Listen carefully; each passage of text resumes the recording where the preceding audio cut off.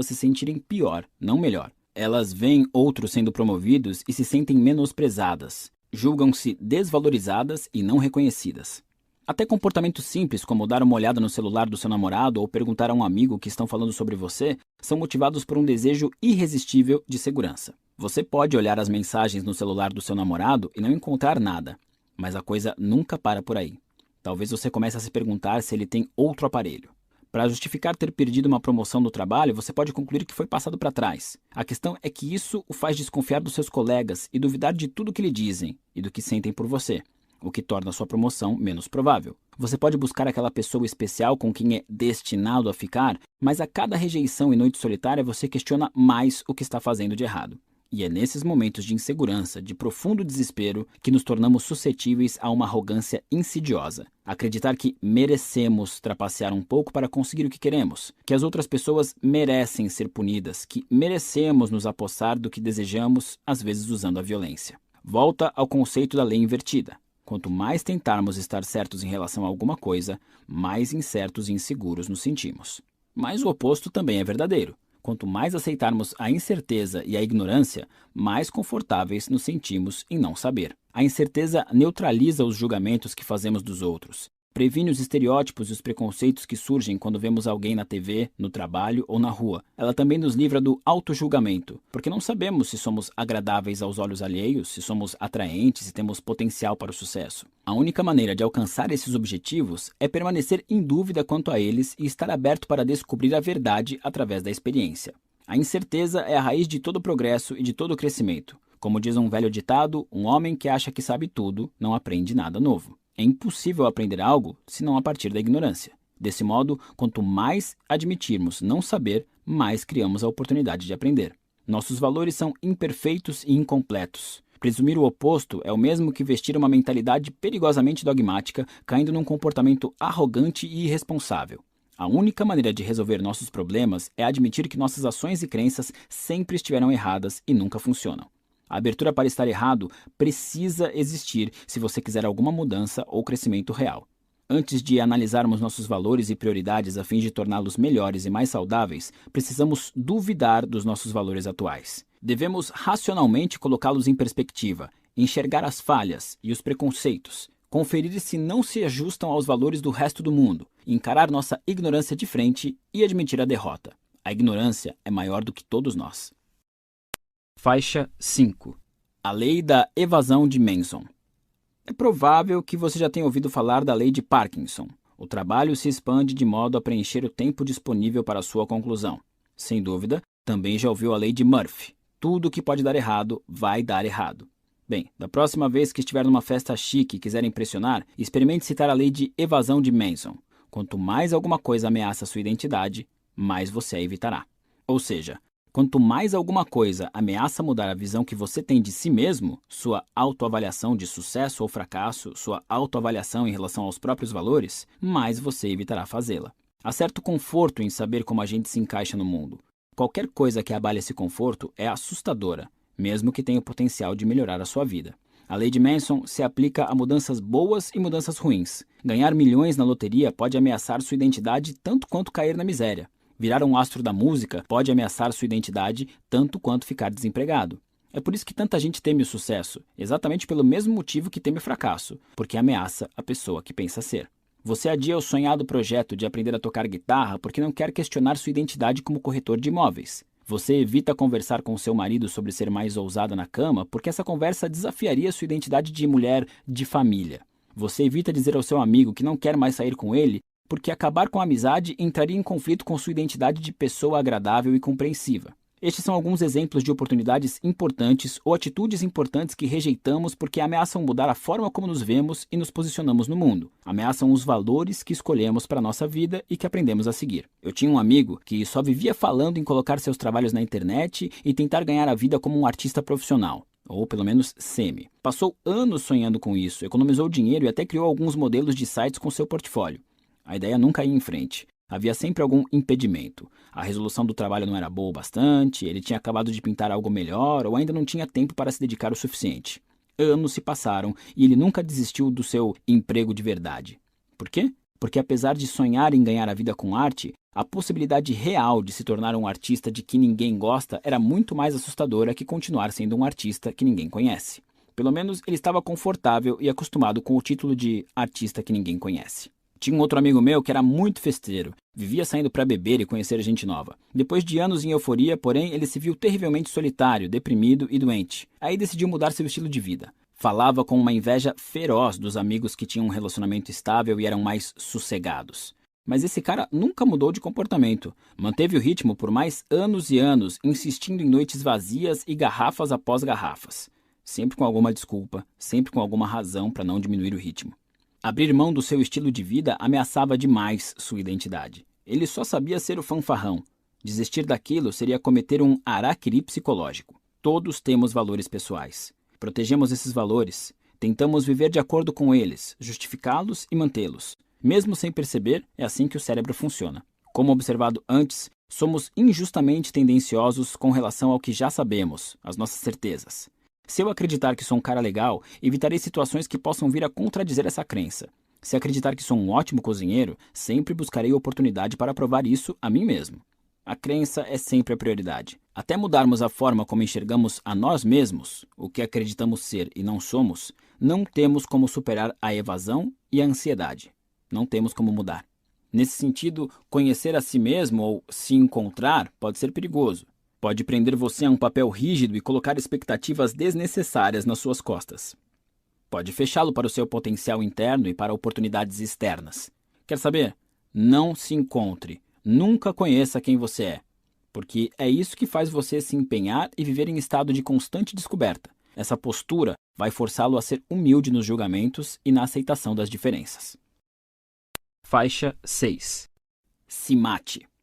Segundo o budismo, a ideia do eu não passa de uma construção mental arbitrária e por isso é preciso abandoná-la, porque ela sequer existe. Segundo essa filosofia, a medida arbitrária pela qual nos definimos é na verdade algo que nos aprisiona e, portanto, é melhor abrir mão dela. Em certo sentido, daria para dizer que o budismo nos encoraja a ligar o foda-se. Essa visão nos dá uma sensação de insegurança, mas traz algumas vantagens em termos psicológicos. Quando abrimos mão das histórias que contamos sobre nós mesmos para nós mesmos, nos libertamos para agir e fracassar e crescer. Quando alguém admite para si mesmo, acho que não tenho talento para relacionamentos, fica livre para agir e terminar um casamento infeliz. Essa pessoa não estará protegendo a sua identidade ao manter uma união insatisfatória só para provar algo a si mesma. Quando um estudante admite para si mesmo, sabe, talvez eu não seja rebelde, talvez eu esteja só com medo, subitamente se vê livre para voltar a ser ambicioso. Não há motivo para se sentir ameaçado por um possível fracasso na busca de seus sonhos acadêmicos. Quando o corretor de imóveis admite para si mesmo, sabe, talvez não haja nada de único ou especial nos meus sonhos ou no meu emprego, ele se liberta para se matricular numa aula de música e ver no que dá. Eu tenho uma notícia boa e uma ruim para você. Seus problemas são bem pouco originais e especiais. É por isso que abrir mão das coisas é tão libertador. Há uma espécie de egoísmo que acompanha o medo e ele é baseado numa certeza irracional. Quando você presume que seu avião vai cair, que a ideia do seu projeto é idiota e que todo mundo vai rir dela, ou que você é a pessoa que todos vão escolher para zombar ou ignorar, está implicitamente dizendo a si mesmo: eu sou a exceção, eu sou diferente de todos os outros, eu sou diferente e especial. Isso é narcisismo puro e simples. Você sente que os seus problemas merecem ser tratados de forma diferente, que os seus problemas têm uma característica única que não obedece às leis do universo. Meu conselho é: não seja especial, não seja único. Redefina-se de acordo com as medidas mais comuns e abrangentes. Escolha não avaliar a si mesmo como uma estrela em ascensão ou um gênio em estado bruto. Escolha não avaliar a si mesmo como uma vítima ou um fracassado infeliz. E veja a si mesmo sob o viés de identidades mais simples: aluno, parceiro, amigo. Quanto mais limitada e rara a identidade que você escolher, mais ameaçador parecerá o ambiente ao redor. Defina-se de formas mais simples e comuns, se quiser evitar isso.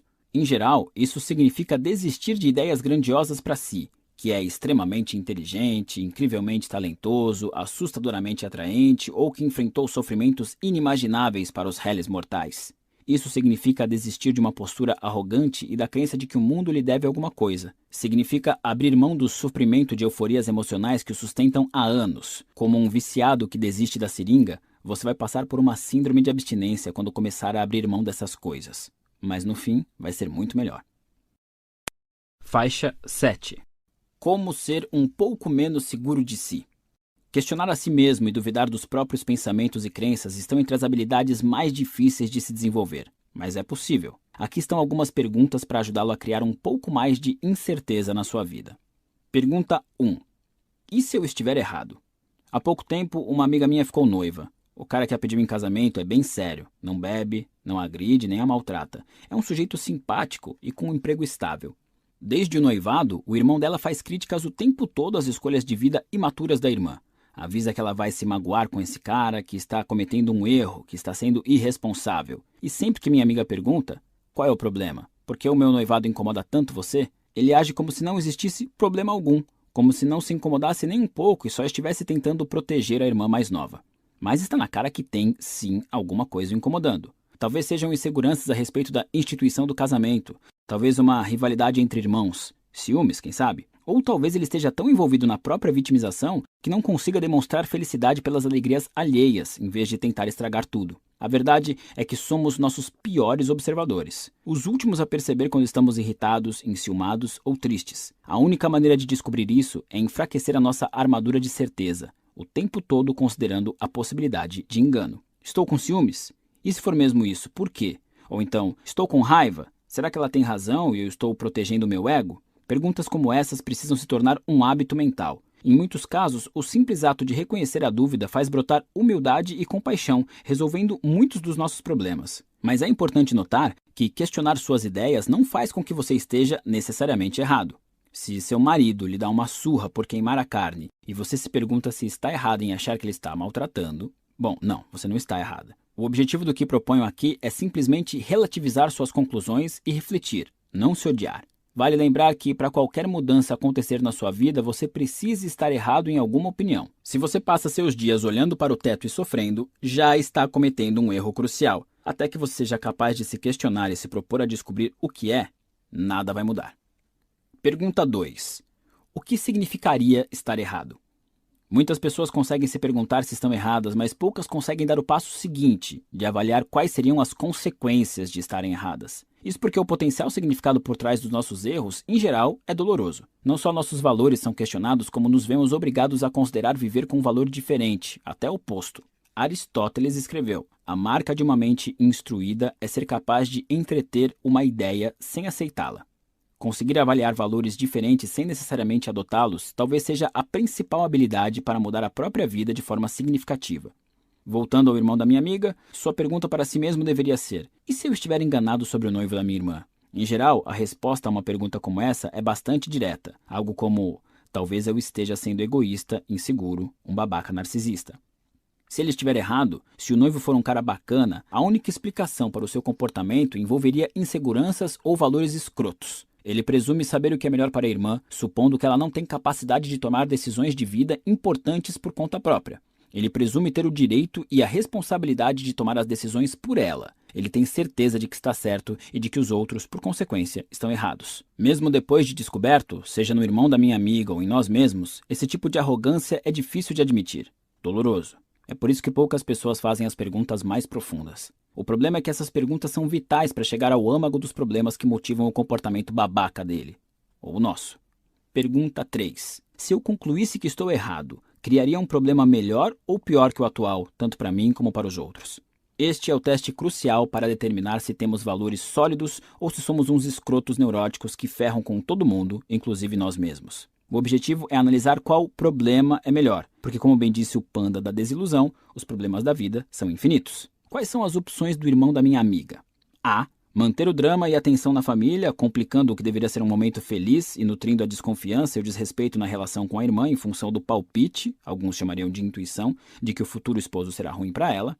B. Desconfiar da própria habilidade de determinar o que é certo ou errado para a vida da irmã e, na dúvida, optar pela humildade, confiando na capacidade dela de tomar decisões ou, mesmo que não confie, aceitando suas escolhas por amor e respeito a ela. A opção A é a mais popular, por ser a mais fácil. Não exige muita reflexão, não desperta autoquestionamentos e permite tolerância zero às decisões que outras pessoas tomem à sua revelia. Também cria um nível maior de infelicidade para todos os envolvidos. Já a opção B é aquela que pode nutrir relacionamentos saudáveis e felizes, construídos com confiança e respeito. É a que nos obriga a baixar a bola e admitir nossa ignorância.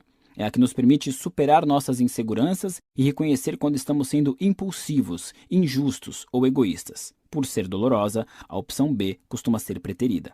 O irmão dessa minha amiga, ao protestar contra o noivo, entrou em uma batalha imaginária consigo mesmo. É lógico que ele acreditava estar tentando proteger a irmã, mas como vimos, nossas crenças são arbitrárias, ou pior ainda, muitas vezes são definidas após determinada ação, para justificar valores e parâmetros que escolhemos para nós. No caso que analisamos, a verdade é que o sujeito prefere ferrar seu relacionamento com a irmã a considerar que pode estar errado, embora a segunda opção possa ajudá-lo a superar as inseguranças que o induziram ao erro. Eu tento levar uma vida baseada em poucas regras, mas uma das quais adotei ao longo dos anos é: se for preciso escolher entre eu estar errado ou todas as outras pessoas estarem erradas, é muito mais provável que seja eu o errado. Digo isso por experiência própria. Incontáveis vezes agi de forma estúpida, levado pelas minhas inseguranças e certezas equivocadas. Não é algo bonito de se ver. Isso não quer dizer que a maioria das pessoas não esteja errada de certa forma, e também não quer dizer que não existam momentos em que você estará mais correto que a maioria. A realidade é algo simples. Se parece que é você contra o mundo, é provável que seja só você contra si mesmo. Pasta 7. Faixa 1. 7. Fracassar é seguir em frente. Estou falando sério quando digo que tive sorte. Terminei a faculdade em 2007, logo antes do colapso financeiro e da recessão, e tentei ingressar no pior mercado de trabalho dos últimos 80 anos até o momento. Mais ou menos na mesma época, descobri que a garota que sublocava um quarto no meu apartamento não pagava o aluguel havia 3 meses. Quando confrontada, ela caiu no choro e sumiu do mapa, deixando a dívida para mim e outro colega que morava conosco. Adeus economias. Passei 6 meses dormindo no sofá de um amigo, fazendo bicos e tentando acumular o mínimo de dívidas possível enquanto corria atrás de um trabalho de verdade. Digo que tive sorte porque já entrei no mundo adulto como fracassado. Comecei lá embaixo, no subsolo, sendo esse o maior medo de todo mundo em uma fase posterior da vida. Na hora de abrir uma empresa, trocar de carreira ou sair de um emprego horrível. Foi bom conhecer a sensação logo no começo do caminho. Dali, as coisas só podiam melhorar. Por isso, sim, tive sorte. Quando você mora num futon fedido, precisa contar moedas para almoçar no McDonald's uma vez por semana e não recebeu resposta para nenhum dos 20 currículos que enviou, começar a escrever um blog e abrir uma empresa idiota na internet não parecem ideias assustadoras. Se todos os projetos que eu começasse dessem errado, se nenhum texto meu fosse lido, eu voltaria ao ponto de partida. Então, por que não tentar? O fracasso em si é um conceito relativo. Se meu parâmetro para a definição de sucesso fosse me tornar um revolucionário anarco-comunista, minha incapacidade absoluta de ganhar dinheiro nos anos de 2007 e 2008 teria significado sucesso total. Mas se, como as pessoas normais, meu parâmetro fosse apenas um primeiro emprego decente para pagar algumas contas depois de formado, eu fui um fracasso. Sou de família rica. Dinheiro nunca foi problema. Pelo contrário, fui criado numa família rica em que o dinheiro era mais necessário para evitar problemas. E isso também foi uma sorte, porque logo cedo aprendi que ganhar dinheiro só por ganhar era um péssimo parâmetro a seguir. Era possível ganhar muito dinheiro e ser infeliz, assim como era possível não ter um tostão furado e ser muito feliz. Então, por que me basear no dinheiro para medir meu valor? Descobri que meu valor era outro. Era liberdade, autonomia. A ideia de ser um empreendedor sempre me atraiu porque eu odiava que me dessem ordens e preferia fazer as coisas do meu jeito. E a ideia de uma publicação online me atraía, porque eu podia trabalhar de qualquer lugar, no horário que quisesse. Então me fiz uma pergunta simples. Prefiro ganhar bem num emprego que odeio ou tentar a sorte na internet, mesmo que eu fique sem grana por um tempo? A resposta foi clara e imediata. Opção B. Em seguida, me fiz outra pergunta. Se eu tentar isso e não der certo e tiver que voltar a procurar um emprego formal daqui a alguns anos, terei perdido alguma coisa? A resposta foi não. Em vez de um jovem desempregado sem experiência aos 22 anos, eu seria um jovem desempregado sem experiência aos 25. Dava no mesmo. Com esse valor, minha ideia de fracasso deixou de se vincular à falta de dinheiro, ao fato de dormir no sofá de amigos e parentes, o que continuei fazendo por mais 2 anos, e ao meu currículo vazio, tornando-se simplesmente não correr atrás dos meus projetos. Faixa 2. O paradoxo do fracasso-sucesso.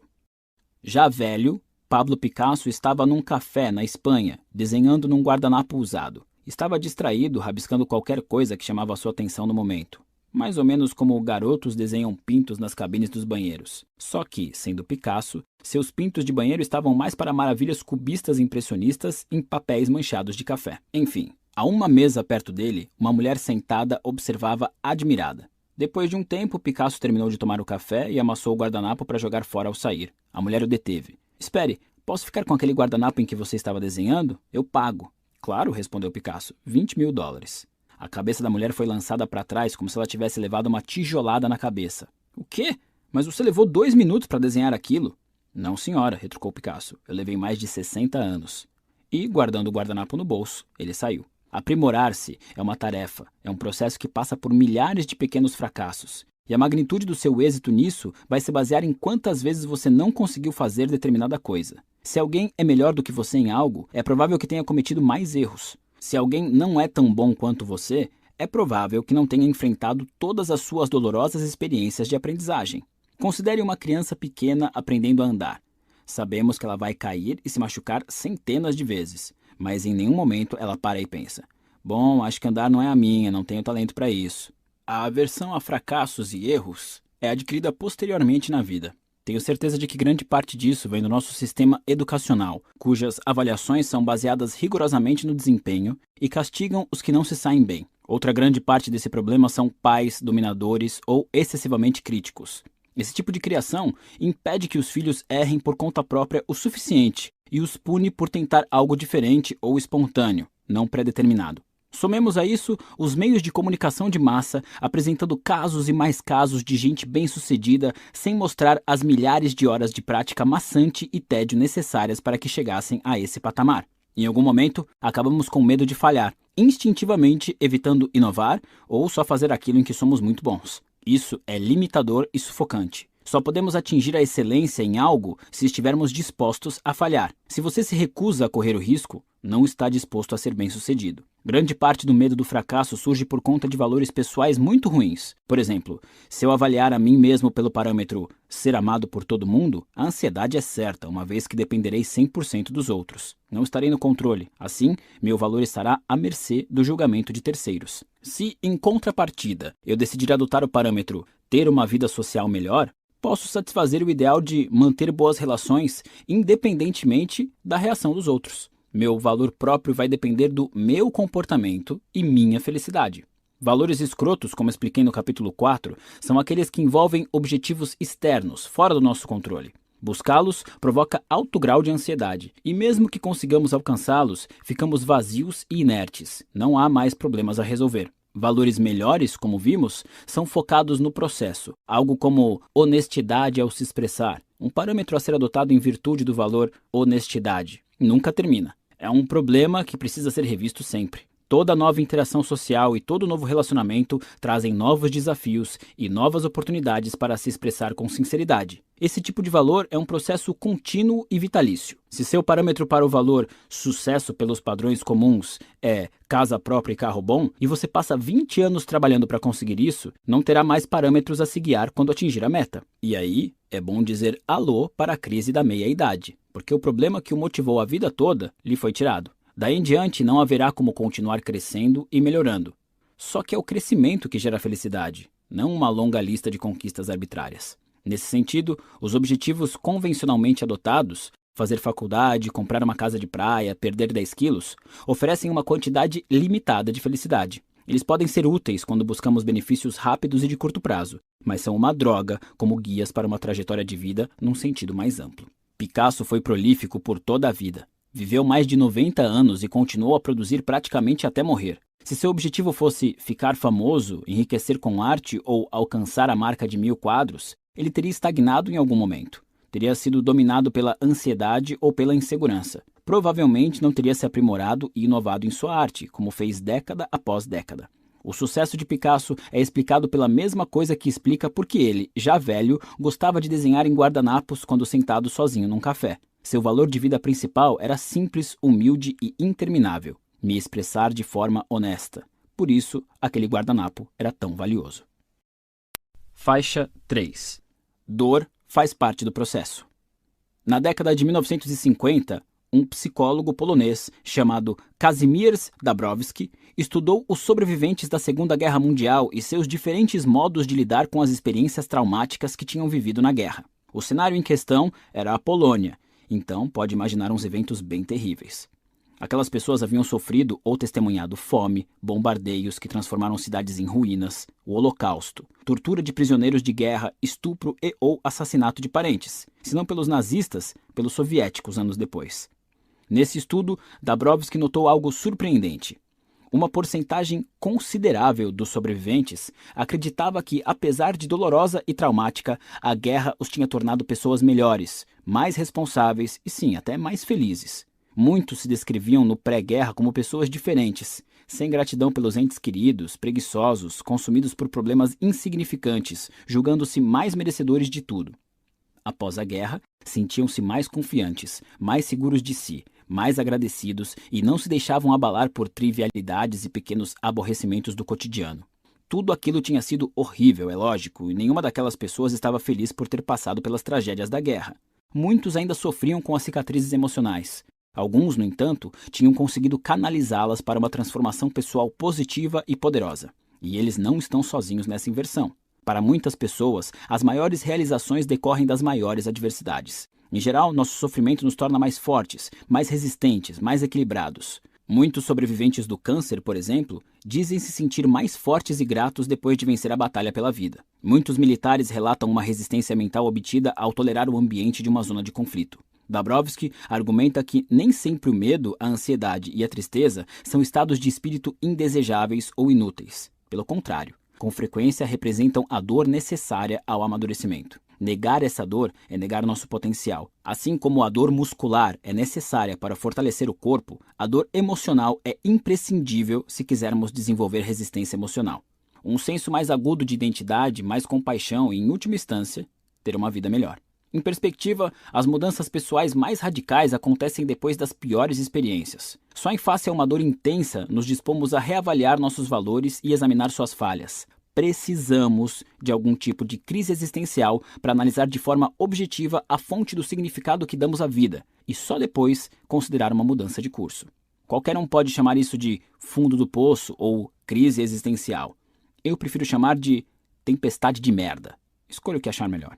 E talvez você esteja diante desse cenário neste exato momento. Talvez esteja saindo agora mesmo do desafio mais importante da sua vida e se sinta desnorteado porque tudo o que considerava verdadeiro, normal e bom se transformou no oposto. Isso é bom, é o ponto de partida. Repetindo, a dor faz parte do processo. É importante senti-la. Porque se você só corre atrás de euforias o tempo todo para encobrir a dor, deleita-se em arrogância e em pensamentos positivos delirantes, continua abusando de substâncias químicas ou exagerando a frequência de determinadas atividades, nunca terá motivação para mudar. Quando eu era jovem, sempre que minha família comprava um videocassete ou aparelho de som novo, eu apertava todos os botões e tirava e recolocava todos os fios e cabos só para ver o que cada parte fazia. Com o tempo, aprendi como o sistema todo funcionava. E como eu sabia toda a mecânica, normalmente era o único da casa a de fato usar os aparelhos. Como aconteceu com muitos millennials, meus pais achavam que eu era uma espécie de prodígio. O fato de eu conseguir programar o videocassete sem olhar o manual de instruções me tornava a reencarnação de Nikola Tesla. É fácil olhar para a geração dos meus pais e rir da tecnofobia que os acomete. Hoje, quanto mais avanço na vida adulta, melhor percebo que cada um age de forma semelhante em algumas áreas da vida. Sentamos, olhamos, balançamos a cabeça e dizemos: mas como? Quando a verdade é muito simples. O tempo todo eu recebo e-mails com perguntas nesse estilo. Por muitos anos eu não soube o que responder. Teve o caso da garota cujos pais imigrantes economizaram a vida inteira para que ela pudesse estudar medicina. Já na faculdade, ela odiou. Descobriu que não queria ser médica e o que mais queria era ir embora dali. Mas ela se sentia presa. Tanto que enviou um e-mail para um desconhecido na internet, no caso eu, com uma pergunta boba e óbvia: como eu faço para largar a faculdade de medicina? Teve também um cara apaixonado por sua orientadora na faculdade. Ele sofria a cada suspiro, a cada risada, a cada sorriso dela, a cada brecha na conversa que lhes permitisse sair de assuntos acadêmicos e contar casos descontraídos. Ele me enviou por e-mail um arquivo de 28 páginas contando toda essa novela e concluía com a pergunta: como eu a chamo para sair? E ainda a mãe solteira cujos filhos terminaram a faculdade e agora ficam o dia todo em casa coçando o saco, comendo a comida dela, gastando o dinheiro dela, sem respeitar o espaço nem o desejo de privacidade dela. Essa mulher quer que eles toquem a vida. Ela quer seguir com a própria vida, mas morre de medo de afastar os filhos. Por isso me pergunta por e-mail: como eu peço que eles saiam de casa? São perguntas videocassete. Para quem está de fora, a resposta é simples. Respira fundo e se joga. Para quem está na situação, da perspectiva de cada uma dessas pessoas, são perguntas extremamente complexas. Charadas existenciais embrulhadas em desafios lógicos e jogadas num balde cheio de cubos mágicos. Dúvidas videocassete são engraçadas porque a resposta é difícil para quem está com a dúvida e facílima para todo o resto do mundo. O problema é a dor. Preencher a papelada necessária para abandonar o curso de medicina é uma ação direta e óbvia. Lidar com o desapontamento dos pais? Não. Convidar a orientadora para sair é simples, basta uma frase. Assumir o risco de intenso constrangimento e rejeição é muito mais complicado. Pedir que as pessoas arranjem uma casa para morar é um caminho objetivo. Sentir que está abandonando os filhos é bem diferente. Eu lutei contra a ansiedade social ao longo da maior parte da minha adolescência e juventude. Passava os dias jogando videogame e as noites sufocando a inquietude com álcool e cigarro. Durante muitos anos, achei que fosse impossível falar com um desconhecido. Ainda mais se esse desconhecido fosse muito bonito, ou muito interessante, ou muito popular, ou muito inteligente. Foram anos de mesmice e estupor, repetindo as mesmas perguntas videocassete. Como? Como é que eu simplesmente vou lá e falo com alguém? Como é que as pessoas fazem isso? Eu mantinha todo tipo de crença equivocada sobre o assunto, como a ideia de que era proibido puxar assunto com alguém a menos que houvesse algum motivo real para isso, ou de que as mulheres me veriam como um estuprador simplesmente se eu dissesse um oi. O problema residia em deixar minhas emoções definirem a realidade. Como eu sentia que as pessoas não queriam falar comigo, passei a acreditar nisso. Daí veio a minha pergunta videocassete. Como é que eu simplesmente vou lá e falo com alguém? Por não conseguir separar sentimento de realidade, eu era incapaz de mudar minha perspectiva e ver o mundo como um lugar onde duas pessoas podem se aproximar a qualquer momento e conversar. Diante de algum tipo de dor, raiva ou tristeza, muita gente larga tudo e se concentra em entorpecer o sentimento ruim. O objetivo é voltar a se sentir bem o mais rápido possível, mesmo que para isso precise usar algum tipo de droga, se iludir ou retomar valores escrotos. Aprenda a suportar a dor que você escolheu. Ao escolher um novo valor, você também está optando por introduzir um novo tipo de dor em sua vida. Portanto, aproveite-a, experimente-a, receba-a de braços abertos. Depois, continue agindo apesar da existência dessa dor. Não vou mentir, no começo vai ser muito difícil e você vai se sentir perdido, sem saber o que fazer. Mas já falamos sobre isso, não? Você realmente não sabe nada. Mesmo quando acha que sabe, na verdade você não faz a menor ideia do que está acontecendo. Então convenhamos, o que há a perder? A vida se resume a não saber nada e agir mesmo assim. Tudo na vida segue essa dinâmica inalterável. Isso não muda nunca. Mesmo quando você está feliz, mesmo quando está vomitando arco-íris, mesmo se você ganhar na loteria e comprar uma pequena frota de jet skis, a sensação de não ter a menor ideia do que está fazendo permanecerá. Nunca esqueça isso e nunca, jamais tenha medo disso. Faixa 4. O princípio do faça alguma coisa. Em 2008, depois de me manter num emprego por incríveis 6 semanas, larguei de vez essa ideia e resolvi fazer alguma coisa na internet. Na época eu não tinha a menor ideia do que estava fazendo, mas concluí que, se era para continuar pobre e infeliz, ao menos seria trabalhando para mim mesmo. Ao mesmo tempo, eu só me importava com mulheres. Então liguei o foda-se e criei um blog para falar sobre as doideiras da minha vida amorosa. Logo na primeira manhã em que acordei como meu próprio patrão, o terror me consumiu. Sentado diante do laptop pela primeira vez, me dei conta de que eu era totalmente responsável por todas as minhas decisões, assim como pelas consequências. Cabia a mim o web designing, o marketing, a otimização de mecanismos de busca e outros assuntos obscuros. Estava tudo nas minhas costas. Tomei a atitude que qualquer pessoa de 24 anos que acabou de largar o emprego e não tem a menor ideia do que está fazendo tomaria. Baixei alguns jogos e fugi do trabalho como quem foge do vírus Ebola. Conforme as semanas se passavam e minha conta bancária mergulhava no vermelho, foi ficando claro que eu precisava pensar em alguma estratégia para me forçar a trabalhar as 12 ou 14 horas por dia necessárias para fazer um empreendimento decolar. O plano veio de um lugar inesperado. Um professor de matemática que tive no ensino médio, Sr. Packwood, dizia: se você está empacado num problema, não fique parado pensando, comece. Mesmo que não saiba o que está fazendo, o simples ato de entrar em ação e tentar solucionar o problema vai acabar fazendo as ideias certas aparecerem na sua cabeça. Nos primórdios daquela rotina de trabalho autônomo, quando o esforço era diário, eu não tinha um caminho definido a seguir e estava apavorado com os resultados ou a ausência deles, o conselho do Sr. Packwood começou a acenar para mim lá do fundo da minha mente. Ressoava como um mantra. Não fique aí parado, faça alguma coisa, as respostas virão no caminho. Ao aplicar o conselho do Sr. Packwood, aprendi uma grande lição sobre motivação. Levei uns 8 anos para absorvê-la por completo, mas o que descobri durante aquele longo e exaustivo período de lançamentos fracassados de produtos, textos de aconselhamento risíveis, noites desconfortáveis nos mesmos sofás de amigos, rombos na conta bancária e centenas de milhares de palavras escritas, a maioria não lida, talvez esta tenha sido a coisa mais importante que aprendi na vida. A ação não é apenas consequência da motivação, é também a causa. A maioria das pessoas só age quando se sente motivada em certo nível, e só nos sentimos motivados quando temos inspiração emocional suficiente. Presumimos que esses passos ocorrem numa espécie de reação em cadeia: inspiração emocional, motivação, ação desejada. Se você quer realizar alguma coisa e não se sente motivado ou inspirado, você acha que já era, ferrou, não há nada que possa fazer. O impulso para sair do sofá e agir só acontece diante de algum grande evento emocional. A questão é que a motivação não se estrutura numa cadeia de 3 partes, e sim num moto contínuo, formando um círculo que compõe motivação, inspiração e ação. Ações levam a novas reações emocionais e, portanto, novas doses de inspiração que, por sua vez, motivam ações futuras. Com base nessa ideia, podemos remodelar nossa concepção da seguinte maneira: ação, inspiração, motivação, mas não como um círculo, e sim em linha. Se você não está motivado para realizar determinada mudança importante, faça alguma coisa, qualquer coisa. Depois, aproveite o efeito da ação como combustível para se motivar. Eu chamo isso de princípio do faça alguma coisa. Depois de usá-lo para realizar meu projeto, comecei a ensiná-lo para os leitores que me procuravam com suas dúvidas videocassete. Como faço para me candidatar a esse emprego? Ou como digo a esse cara que estou afim dele? E coisas do tipo. Trabalhei sozinho nos primeiros anos. Semanas inteiras se passavam sem uma produção sólida, simplesmente porque eu me sentia ansioso e estressado com o que precisava fazer, e era fácil demais adiar tudo. Mas logo aprendi que, ao me forçar a fazer alguma coisa, mesmo a mais insignificante das tarefas, as tarefas maiores pareciam muito mais fáceis. Se eu precisava reconstruir um site inteiro, era só me forçar a sentar e dizer a mim mesmo: ok, vou só refazer o cabeçalho agora.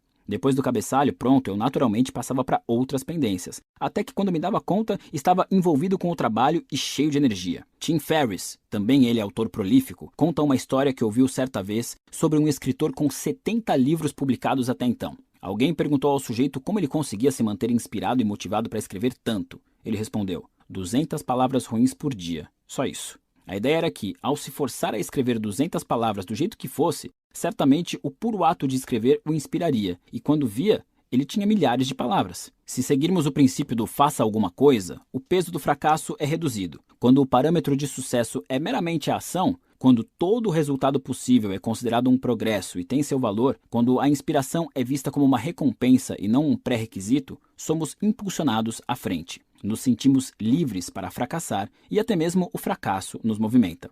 O princípio do faça alguma coisa não apenas ajuda a superar a procrastinação, como contribui para a incorporação de novos valores.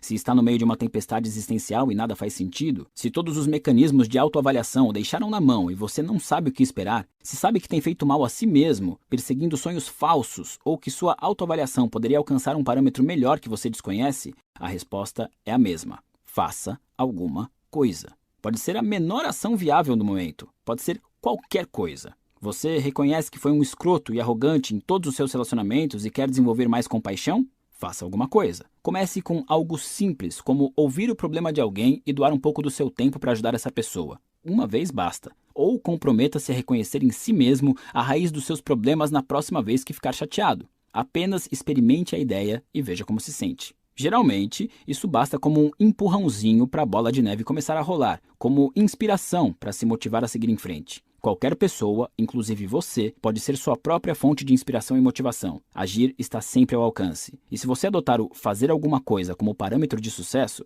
bom, nesse caso, até o fracasso vai lhe dar um novo impulso. Pasta 8. Faixa 1. 8. A importância de dizer não. Em 2009, vendi tudo o que tinha, devolvi o apartamento alugado em que morava e fui para a América Latina. Naquela altura, meu humilde blog de conselhos amorosos vinha recebendo uma quantidade razoável de visitas e eu ganhava um dinheirinho modesto vendendo livros digitais e cursos online. Meu plano era passar alguns anos morando no exterior, tendo contato com novas culturas e aproveitando o baixo custo de vida em países da Ásia e da América Latina para investir e impulsionar o meu negócio. Era o sonho do nômade digital e, sendo um aventureiro de 25 anos, exatamente o que eu queria da vida. Vale observar que, apesar da ideia soar sedutora e ousada, nem todos os valores que me atraíram para este estilo de vida nômade eram saudáveis. Alguns eram admiráveis. Sede de ver o mundo, curiosidade por novos povos e culturas diferentes, espírito aventureiro à moda antiga. Mas também existia um pouco de vergonha sobre tudo aquilo. Na época eu mal notava, mas, se fosse honesto comigo mesmo, sabia que havia um valor errado à espreita. Não enxergava, mas em momentos de tranquilidade, se me permitisse ser completamente sincero, tinha uma sensação. Junto com a arrogância dos 20 e poucos anos, as coisas traumatizantes pra cacete da minha juventude tinham me deixado com vários problemas de comprometimento. Eu passara os últimos anos compensando a inadequação e a ansiedade social da adolescência. Como resultado, me sentia capaz de me aproximar de quem eu quisesse, ser amigo de quem eu quisesse, conquistar qualquer mulher, transar com quem eu bem entendesse. Então, por que me comprometer com uma só pessoa, ou mesmo com um único grupo social, uma única cidade, um só país ou cultura? Se eu podia viver tudo, era o que eu deveria fazer, certo? Armado com esse grandioso senso de conexão com o mundo, fiquei saltitando de país em país, cruzando oceanos, continentes, em um jogo de amarelinha global que durou mais de 5 anos. Visitei 55 nações, fiz dezenas de amigos e me vi nos braços de várias mulheres, todas rapidamente substituíveis, algumas apagadas da memória já no voo para o país seguinte. Era uma vida estranha, repleta de experiências fantásticas que escancararam meus horizontes, cheia de euforias superficiais, perfeitas para adormecer minha dor subjacente. Eu tinha a sensação de estar vivendo um momento que era ao mesmo tempo muito profundo e muito vazio. Ainda tenho, aliás. Algumas das maiores lições que aprendi na vida e alguns dos momentos que mais definiram meu caráter aconteceram durante esse período na estrada. Por outro lado, alguns dos meus maiores desperdícios de tempo e energia também. Moro em Nova York atualmente. Tenho uma casa mobiliada, contas no meu nome e uma esposa. Nada disso é muito glamouroso ou empolgante. E eu gosto que seja assim. Depois de tantos anos intensos, a maior lição que tirei da minha aventura foi que a liberdade absoluta por si só não significa nada. A liberdade nos dá a oportunidade de encontrar um significado maior, mas ela em si não tem necessariamente nada de significativo. No fim das contas, a única maneira de encontrar significado e propósito é rejeitar alternativas, num processo que constitui um estreitamento da liberdade, ao escolher formar vínculos e assumir compromissos com um lugar, uma crença ou, uma pessoa. Essa percepção me ocorreu lentamente durante meus anos de viagem. Como acontece com a maioria dos excessos que cometemos, é preciso se afogar neles para perceber que não nos fazem feliz. Foi assim comigo. Enquanto eu me afogava no meu 53º, 54º, 55º países, comecei a entender que de todas aquelas experiências empolgantes e incríveis, poucas teriam algum significado duradouro. Enquanto meus amigos nos Estados Unidos estavam se casando, comprando casas e dedicando seu tempo a empresas interessantes ou causas políticas, eu flutuava de uma euforia para outra. Em 2011, fui a São Petersburgo, na Rússia. A comida era uma droga, o clima estava uma droga, neve em maio estavam de sacanagem com a minha cara. Meu apartamento na cidade era uma droga, nada deu certo, tudo era muito caro, as pessoas eram grosseiras e tinham um cheiro estranho, ninguém sorria e todo mundo bebia demais, mas eu adorei. Foi uma das minhas viagens preferidas. A cultura russa tem uma aspereza que costuma desagradar os ocidentais. Ficam para trás as falsas simpatias e cortesias verbais. Ninguém ali sorri para desconhecidos nem finge gostar de alguma coisa por educação.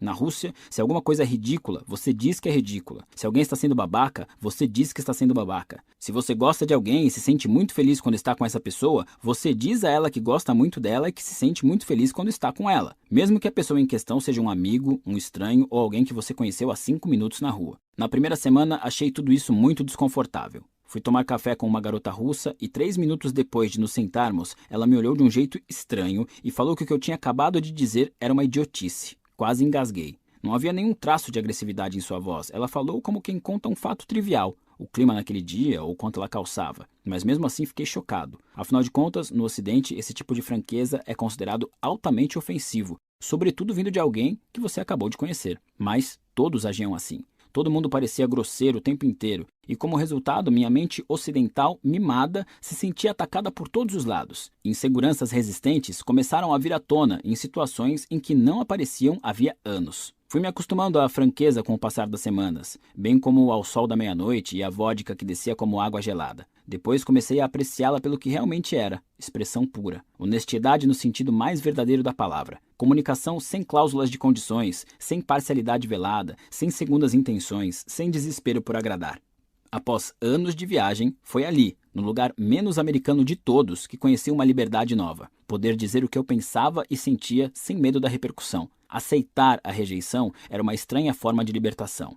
E por ter desejado a expressão direta diante a maior parte da vida, primeiro por causa de um ambiente familiar cheio de repressão emocional e depois pela falsa segurança que passei a demonstrar de um modo construído meticulosamente, eu me embriaguei naquilo como se fosse a melhor vodka já produzida. O mês que passei em São Petersburgo passou voando e no final eu não queria ir embora. Viajar é uma ferramenta fantástica de desenvolvimento pessoal porque nos afasta dos valores de nossa cultura e demonstra que outra sociedade pode viver com valores diferentes e ainda funcionar sem se odiar. Essa exposição a valores e parâmetros diferentes nos faz reexaminar o que parece óbvio e considerar que nossa forma de viver pode não ser necessariamente a melhor. Nesse caso, a Rússia me fez reexaminar a falsa comunicação calcada em simpatia, tão comum na cultura ocidental, e me perguntar se isso não nos deixa mais inseguros nas nossas relações e menos aptos à intimidade. Eu me lembro de ter discutido essa dinâmica com meu professor de russo um dia e ele me contou uma teoria interessante. Vivendo sob o regime comunista por tantas gerações, com poucas oportunidades econômicas e imersa numa atmosfera de medo, a sociedade russa descobriu que a moeda mais valiosa é a confiança. E, para criar confiança, é preciso sinceridade. Isso é, se as coisas estão uma merda, você diz isso abertamente e sem se desculpar. Essas desagradáveis demonstrações de honestidade eram recompensadas pelo simples fato de serem necessárias para a sobrevivência. As pessoas precisavam saber em quem podiam ou não confiar, e precisavam saber rápido. Enquanto isso, no Ocidente livre, continuou meu professor de russo, havia uma abundância de oportunidades econômicas. Tantas que se tornou muito mais valioso se comportar da maneira X, mesmo que fosse falsa, do que ser de fato da maneira X. A confiança perdeu o valor. As aparências e o carisma se tornaram formas de expressão mais vantajosas. Conhecer muita gente de forma superficial valia mais a pena do que conhecer pouca gente com intimidade. É por isso que nas culturas ocidentais passamos a seguir a norma de sorrir e dizer coisas educadas, mesmo quando não estamos com vontade, além de contar mentirinhas bobas e fingir concordar mesmo quando discordamos. É por isso que as pessoas aprendem a fingir que são amigas de gente de quem não gostam, a comprar produtos que não desejam. O sistema econômico promove essa farsa. A desvantagem é que no Ocidente você nunca sabe se pode confiar na pessoa com quem está falando, e isso acontece até entre amigos íntimos ou parentes. No Ocidente, a pressão para ser agradável é tão forte que muitas vezes reconfiguramos nossa personalidade inteira para se adequar melhor ao interlocutor. Faixa 2. Rejeição faz bem. Como extensão da nossa cultura positivista consumista, muitas pessoas foram doutrinadas na crença de que devem tentar concordar e aceitar o máximo possível. Este é um dos pilares de muitos dos livros que pregam o pensamento positivo. Abra-se para as oportunidades, aceite, diga sim a tudo e todos, e por aí vai. Mas alguma coisa a gente tem que rejeitar. Do contrário, não somos nada. Se uma coisa não for melhor ou mais desejável do que outra, somos vazios e nossa vida não tem sentido. Deixamos de ter valores e, portanto, vivemos sem propósito. Evitar rejeitar e ser rejeitado é uma ideia vendida como uma maneira de se sentir melhor. Evitar a rejeição proporciona um prazer breve, mas nos deixa desorientados por um bom tempo. Para realmente apreciar algo, é preciso se limitar a um nível de alegria e significado que só pode ser alcançado depois de décadas investindo em um único relacionamento, uma única habilidade, uma única carreira. É impossível alcançar tais coisas sem rejeitar as alternativas. O ato de escolher um valor implica rejeitar outros. Se eu escolho tornar meu casamento a coisa mais importante da minha vida, estou também escolhendo não considerar importante orgias regadas a cocaína. Se escolho me julgar com base na minha capacidade de ter amizades honestas e tolerantes, ao mesmo tempo estou rejeitando falar mal dos meus amigos pelas costas. São decisões saudáveis, mas mesmo estas trazem embutida alguma rejeição. A questão é a seguinte: todo mundo precisa se importar com alguma coisa para valorizar alguma coisa. E para valorizar alguma coisa, precisamos rejeitar seu oposto. Para valorizar X, precisamos rejeitar o não X. Essa rejeição é uma parte inerente e necessária da manutenção dos nossos valores e, portanto, da nossa identidade. Somos definidos pelo que escolhemos rejeitar. E se não rejeitamos nada, talvez por medo de nos rejeitarem, não temos identidade. O desejo de evitar a rejeição a todo custo, de evitar o confronto e o conflito, o desejo de tentar aceitar tudo igualmente e de tornar tudo coerente e harmônico, é uma forma profunda e sutil de arrogância.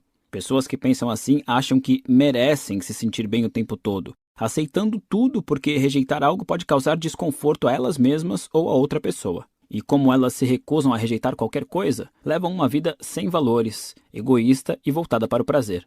Tudo que importa a esses indivíduos é sustentar essa euforia mais um pouco, evitar os fracassos inevitáveis da vida, fingir que não existe sofrimento. Saber dizer não é crucial. Ninguém quer ficar preso num relacionamento infeliz. Ninguém quer ficar preso num emprego ruim, fazendo um trabalho em que não acredita. Ninguém quer se sentir impedido de ser sincero.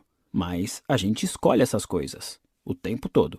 A honestidade é um desejo natural da humanidade, mas um de seus efeitos colaterais é nos obrigar a ouvir e dizer não. Desse modo, a rejeição aprimora nossos relacionamentos e torna a vida emocional mais saudável. Faixa 3. Limites. Era uma vez 2 jovens, um garoto e uma garota. A família de um odiava a família de outro.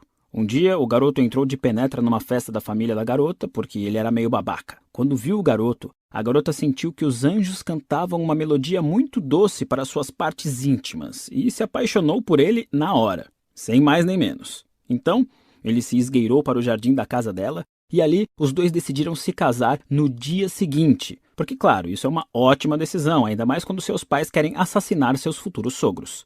Avancemos alguns dias. As famílias descobrem o casamento e tem um chilique. Mercúcio morre. A garota fica tão chateada que toma uma poção para dormir por 2 dias. Mas, infelizmente, o jovem casal ainda não tinha aprendido as manhas de uma boa comunicação conjugal. E a jovem simplesmente esquece de contar que fez isso ao marido. Então, o jovem confunde o coma da esposa com suicídio, perde completamente a linha e se mata, achando que vai ficar com ela no além ou coisa assim. Mas aí ela acorda do coma e quando descobre que o marido se suicidou, resolve se matar também. Fim. Hoje em dia, Romeu e Julieta é sinônimo de romance na nossa cultura, visto como a grande história de amor na cultura de língua inglesa, um ideal emocional a igualar. Mas se prestarmos atenção ao que acontece na história, vemos que aqueles garotos estavam surtados. Prova disso é que se mataram. Muitos estudiosos suspeitam que Shakespeare tenha escrito Romeu e Julieta não como uma história que celebraria o romance, mas como sátira, como forma de mostrar que o amor é insano. Ele não queria que a peça fosse uma glorificação do amor. A peça é justamente o contrário, uma grande placa de neon piscando, mantenha a distância, e cercada por uma fita da polícia avisando, não ultrapasse. Durante a maior parte da história da humanidade, o amor romântico não foi celebrado como é hoje em dia. Na verdade, até meados do século XIX, era visto como um impedimento psicológico desnecessário e potencialmente perigoso para as coisas realmente importantes da vida. Cuidar bem da fazenda, por exemplo, e ou se casar com um cara que tivesse um monte de ovelhas. Em geral, os jovens eram afastados à força de suas paixões românticas em favor de casamentos que lhes trouxessem vantagens econômicas práticas, que pudessem proporcionar estabilidade tanto para o casal quanto para as famílias. Hoje, no entanto, todo mundo se derrete por esse amor ensandecido. Ele predomina em nossa cultura, e quanto mais dramático, melhor. Seja Ben Affleck tentando destruir um asteroide e salvar a Terra para impressionar a garota que ama, Mel Gibson assassinando centenas de ingleses e tendo fantasias com sua esposa estuprada e assassinada enquanto está sendo torturado até a morte, ou aquela elfa que abre mão da imortalidade para ficar com Aragorn em O Senhor dos Anéis. Além de comédias românticas idiotas em que Jimmy Fallon desiste de assistir a final do Red Sox porque Drew Barrymore tem tipo necessidades ou algo assim. Se esse tipo de amor romântico fosse cocaína, todos seríamos, em termos de cultura, Tony Montana de Scarface, enterrando a cara numa montanha de amor romântico e gritando "Say hello to my little friend". Estamos descobrindo que o amor romântico é mesmo equivalente à cocaína. Sério, é assustadoramente parecido. Ambos estimulam exatamente as mesmas partes do cérebro, deixam o usuário eufórico e se sentindo bem por um tempo, mas criam a mesma quantidade de problemas que solucionam, iguaizinhos. A maioria dos elementos que buscamos no amor romântico, exibições dramáticas e desconcertantes de afeto, altos e baixos turbulentos, não são demonstrações genuínas e saudáveis de amor. Muitas vezes não passam de mais uma forma de arrogância, só que nesse caso se manifestando no relacionamento. Eu sei, eu estou dando uma de estraga prazeres. Sério que esse tipo de pessoa fala mal do amor romântico? Mas presta sua atenção. Existem formas saudáveis e formas não saudáveis de amar. O amor não saudável é o que une duas pessoas que estão usando aquele sentimento como meio de escapar de seus problemas, ou seja, um usa o outro como fuga. O amor saudável é o que une duas pessoas capazes de reconhecer e enfrentar seus problemas com o apoio um do outro. Duas coisas diferenciam uma relação saudável de uma não saudável. 1. Se ambos sabem aceitar responsabilidades. E 2. Se estão dispostos a rejeitar um ao outro e ser rejeitados um pelo outro. Em qualquer relação insalubre ou tóxica, em ambos os lados haverá um senso de responsabilidade fraco e uma incapacidade de rejeitar e ser rejeitado. Em uma relação saudável, haverá limites claros entre as duas pessoas e seus valores, além de uma abertura para rejeitar e ser rejeitado quando necessário. Por limites, entenda-se a distinção da responsabilidade pelos problemas individuais. Pessoas em um relacionamento saudável, com limites fortes, assumirão a responsabilidade por seus próprios valores e problemas, e não pelos do parceiro. Pessoas em uma relação tóxica, com limites fracos ou inexistentes, sempre evitarão a responsabilidade por seus problemas e ou assumirão a responsabilidade pelos do parceiro. Como identificar limites fracos? Eis alguns exemplos. Você não pode sair com seus amigos sem mim. Você sabe que eu fico com ciúme. Fique em casa comigo. Meus colegas de trabalho são uns idiotas, sempre me fazem chegar atrasado para reuniões porque preciso ficar explicando como devem fazer o próprio trabalho. Não acredito que você me fez de idiota para minha irmã. Nunca mais discorde de mim na frente dela. Eu adoraria aceitar esse emprego em Milwaukee, mas minha mãe nunca me perdoaria se eu fosse morar tão longe. A gente pode namorar, mas será que você pode não comentar nada com a minha amiga? É que a Cindy fica muito insegura quando eu estou namorando e ela não.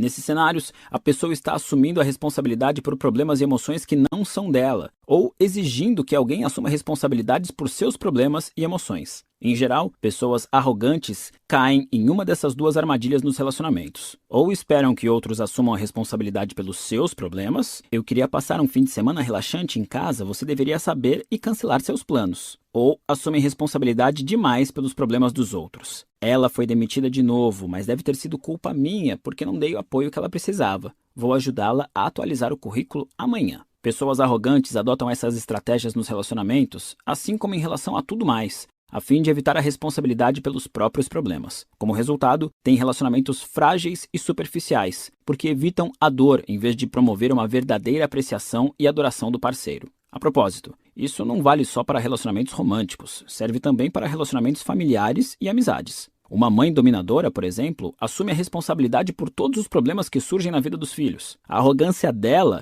incentiva a arrogância nos filhos, que crescem acreditando que outras pessoas devem se responsabilizar pelos problemas deles. É por isso que os problemas de relacionamento de um casal são assustadoramente semelhantes aos problemas de relacionamento dos pais de cada parceiro. Quando a responsabilidade por suas emoções e ações está indefinida, quando não está claro quem é responsável pelo quê, quem é culpado de quê, por que você está fazendo o que está fazendo, você nunca desenvolve valores fortes para si mesmo. Seu único valor se torna fazer o parceiro feliz. O seu único valor se torna esperar que o parceiro o faça feliz. Isso é autodestrutivo, é claro. E os relacionamentos com essa característica costumam despencar como Hindenburg, com todo o drama a que se tem direito, fogos de artifício e tudo. Ninguém pode resolver os seus problemas para você. E nem deviam tentar, porque isso não vai fazê-lo feliz. Da mesma forma, você não pode resolver problemas alheios, porque isso não vai ajudar a fazê-los felizes. Um relacionamento não saudável é quando duas pessoas tentam resolver os problemas um do outro para se sentir bem consigo mesmas. Um relacionamento saudável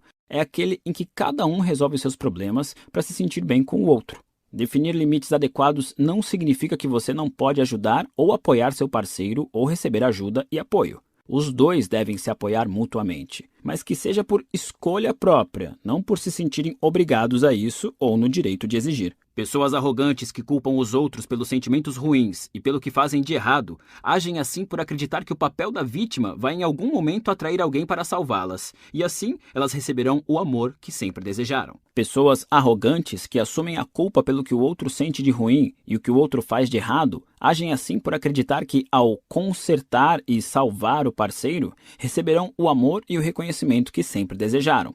Esses são o yin e o yang de qualquer relação tóxica. A vítima e o salvador. O que causa incêndios porque se sente importante fazendo isso e o que apaga os incêndios porque se sente importante fazendo isso. Esses dois tipos de pessoas são atraídos fortemente um para o outro e geralmente acabam juntos. Suas patologias combinam à perfeição. Em geral, esses indivíduos têm pais que também apresentam uma dessas características. Desse modo, seu modelo de relacionamento feliz é baseado em arrogância e limites fracos. Infelizmente, nenhum dos dois consegue satisfazer as necessidades reais do outro. Na verdade, o padrão exagerado de culpa e aceitação da culpa que os dois adotam perpetua a arrogância e os valores rasos, o que, por sua vez, os impede de ter suas necessidades satisfeitas. A vítima cria cada vez mais problemas para serem resolvidos, não porque surjam novos problemas reais, mas porque assim ela ganha atenção e afeto. E o salvador só resolve e resolve sem parar, não porque realmente se importe com os problemas, mas porque acredita que fazendo isso vai ganhar atenção e afeto. Ambos os comportamentos têm motivações egoístas e condicionais e, portanto, são autossabotagem. Nesses cenários,